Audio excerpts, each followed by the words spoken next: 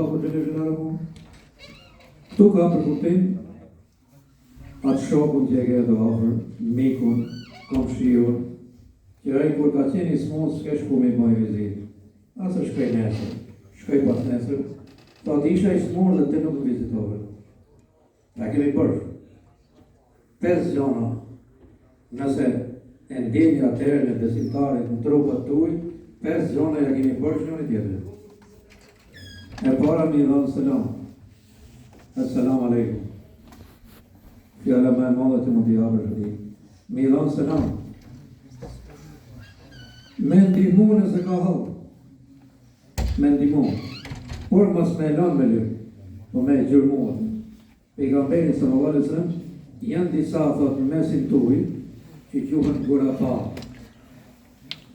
Njerëz turpshëm. Njerëz të cilët nuk flasin, por janë fallëxhik. Nuk dalin të shtrej dorën. Gjurmoni këta thot. Ndihmoni ata se të vërtetë ata kanë nevojë thot.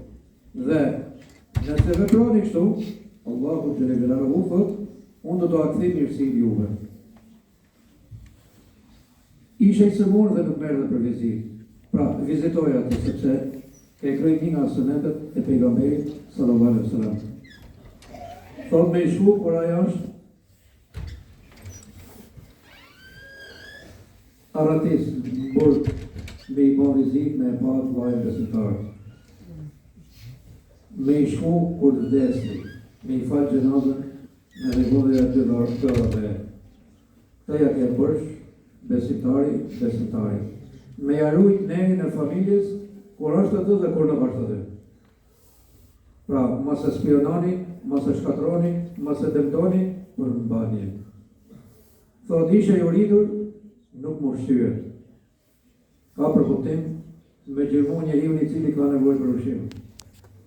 Dhe isha i hetur, edhe nuk më sollë të ujë, thot Allahu xhelaluhu. Ama qëllimi është, a ke shku, ati e ke ndihmu për të hëngër, për të pi, me u kujdes për të, kur ishte i smur, gjitha hallat që ka ai, atëherë Allahu xhelaluhu thot, melekëve, ata që i veprojnë këta vepra, regjistrojeni.